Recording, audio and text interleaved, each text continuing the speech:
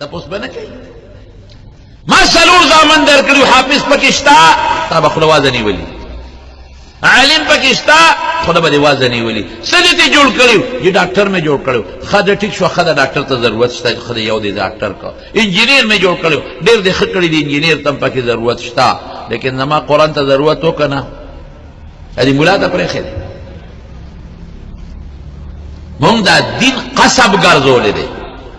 لکه ترکان دی او زوی به ترکانی لوور دی او زوی به لواری دوبی دی زوی به دوبی نایی دی زوی به نایی نو مونږ وایي ملا دی زوی دی ملای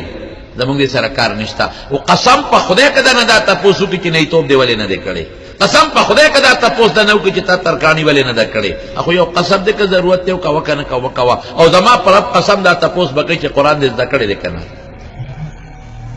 قرآن چې څوک زده کړي هغه ته ملا وایي دا تپوس به کوي چې ملا وی که نه وی دا تپوس قسم په خدای کوي به تپوس چې قرآن باندې عمل دې کړی دی که نه دی کړی مونږ هغه ملا ته پرېښو ملا پېښه او بچی یې پېښه ملا پېښه او نوسي یې پېښه ولې دا قسم دی څه دا خو په تا هم لازم دی او په ما هم لازم دی څه به کوې الله له به څه جواب ورکوې څه مودي مونږ ځان سره څه شکری د نیکۍ ډکه کړې چې الله له یو څو مخلوق زمونږ نه په اور کې ولاړ ګاونډي د ما نه په اور کې ولاړ د ښځې نه خاون اور کې ولاړ د خاون نه ښځه په تکلیف کې پرته د پلار نه زوی په تکلیف کې پروت زوی نه پلار په تکلیف کې پروت ګاک نه دکاندار په تکلیف کې پروت دکاندار ګاک سره دوکه زه به الله له څه وړم دا به د شکری به ډکه وړم د دې دوکو د دې حرامو شکری به ډکه وړم د دې ظلمونو شکری به ډکه وړم الله خو مانه تپوس به خامخا کوي زه به څه کوم حضرت ابوبکر صدیق رضی الله عنه زمانه ده ابوبکر و بیت المال ډک دی جی ډک غنیمتونه را روان دي زکاتونه را روان دي غریبانانو لو مسکینانو لو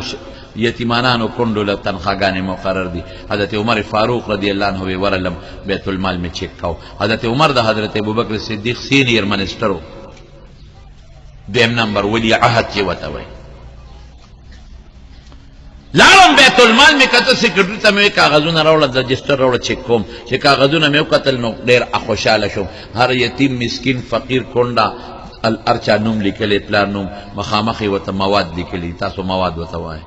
جنس پیسہ تنخواه دا میاشت کې 3 میاشتې 6 میاشتې یو ښځې نوم لیکلی و د خاوند نوم لیکلی و خو چې خاوند یې مړ دی کونډه یې لیکلې وه او هغې ته یې مخامخ څه نو لیکلی چې د دې تنخواه به سي حضرت عمر صاحب وایي ما وی ده بس ابوبکر ښه پوهېږي خو زه دا کونډه ده او دې ته د بیت المال نه څه شی نه دی مقرر د دې چې څومره ذمهداري ده زه به په سر والم نوم پته مې زده کړه او سهار وختي رالم مونځ مې د سهار وکړه نو کونډې کور ته ورغلم د کونډې کورو دروازه مې وواله چا نه مې تپوس وکړه دا د هغې کونډې کور دی ای کونډې ستا پلانکي نوم دی او خاوند دې مړ دی او زه یو زلمی راغلی ما او چې ستا څه ضرورت یې ما ته وایه چې هغه دله پوره کړم وی زما خو 3 ضرورتونه دي یو مې د ډوډۍ جت دی یو مې د دې منګو ډکولو اجت دی او دریم مې د دې ځای جارو کولو اجت دی بس دا به در زه د نن نه پس کومه دروازه راته پلو که چې اوس نه پې شروع کومه وی زلمیه زه خو معذور یم زه خو نشم پاسېدی کټ کې پرته یم ښه نو ما ته چلو خوا چې دروازه کولو کم که نه وی نه د ډوډۍ ذمهداري خو زما یو ګاونډي اغېښتې ده سهار او ماسخوتن ما له ډوډۍ راوړي او دا ستا نه مخکې دا نور 2 کاره یو سړی راغلی دی هغې کړي دي منګي مړه له ډک کړي دی او ځای مړه له جارو کړی دی ما یې ښه سهار له به زه راځم وی ډېره ښه ده سهار چې مونځ له تلمه د هغې نه مخکې ورغلمه کونډې له مې اواز ورکړه چل وښایه چې دروازه سینګ کولاویږي چې منګي دله ډک کړمه او ځای دله جارو کړم وی هغه پرونی سړی راغلی و هغه دا کار بیا کړی دی تهجدو نه مخکې ورغلمه بیا مې اواز ورکړه کونډې دروازې چل وښایه چې دا ځای م جارو کړم منګي م دله ډک کړم وی کار هغه سړي کړی دی جي تا ته حاجت نشته اوهو دا هر څوک چې دی څوک نیک سړی دی په نیمه شپه راځي او ځان چاته نه ښایي ریاکاري نه کوي اوس بلا ورپسې اخو هغه په سر ذمهداري اغېښتې را او معلومات کوم چې دا سړی څوک دی بله شپه پاڅېدم د شپې په نیمه شپه یو ګوټ کې ودرېدم ګورم دا سړی معلوموم چې څوک دی اوس یو سړی راغی په سر یې څادر اچولی دی او په درز درز ځي چې یو ځای ورسېد سپلی وویستی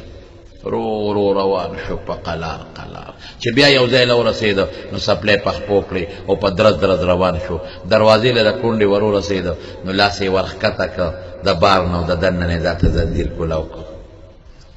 او چې سینګور هغې منګي راواغېستله زړې اوبه وې پکې په هغې یې ځمکه چړقه وکړه او مشکیزه واغشت او په منډه لاړ اوبې یې راوړې او ښځې له منګي هغه کونډې له ووینځل صفی کړل او ډکې کړل ورته مزېدار او بیا جارو راواغېسته او صفی یې شروع کړه هغو کچه کورونه او خاورې به دوړېدلې پوره یې وله کور صفا کړه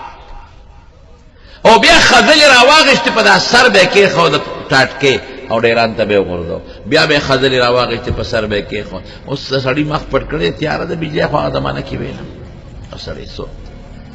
چې سړي ارس خلاص کړ کور یې وله ښه صفا کړه د خاورو دوړې ځان ولاړو منګي ډک کړ او را روانېده نو بیا دروازه را بنده کړه او زنځیر یې د دننه د پسې بند کړه لاس یې ورښکته کړه و چې سړی را روان شو حضرت عمر صاحب ما ورمنډه کړې سړی مې کلک راونیو چې اونه تښتي ځان پټ ساتي خو زه یې معلوموم چې دا څوک دی د سړی مې کلک ونیوه او راګیر مې کړه چې دا څوک دی او د سړي د مخ نه مې څادر اوچت کړه سړی څوک و الله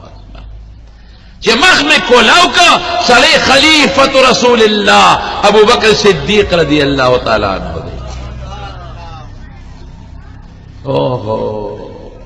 ابو بکر دا خو تا په غلامم کولی شو دا خو دې په نوکرم کولی شو دا خو دې یو مسلمان ته ویلو چې دا کار به کې دا خو دې زوی ته اډر کولی شو بچې دا به کې دا خو دې نوسي ته ویلو چې دا به کې الله دې ته الله یره پړه کې وایي خدا خانه زکه خالی ده دا ذمہ داری تا غشته ده عمره دا ما غشته ده هغه ابو بکر چې حضور پاک په اول نمبر د دنوم اخلی ابو بکر فی الجنه جنت ته به ابو بکر او حضور پاک په مرض وفات کې اعلان کوي چې وفات کېږي سر مبارک په صادر تړلې د سر یې خوږېږي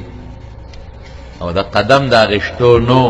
دوو کسو اوږو کې لاسونه ورکړل نو د کور یې راوویسته او صحابي وي قسم په خدای که حضور پاک قدم اغشتی شو ځان پسې خپره ښکله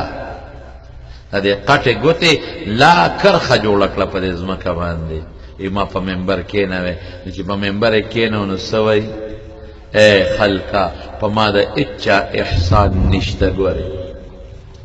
که ما سره چا ښېګړه کړې ده ما وله په دنیا کې بدل خلاص کړی دی په ما د چې احسان نشته یو د ابوبکر احسان مې په دا سټ پروت دی د هغه بدل مې نه دی خلاص کړی د ابوبکر د احسان بدل به ابوبکر له الله د قیامت پر ورځ ورکوي داسې ابوبکر د حضور پاک د جنت مشیر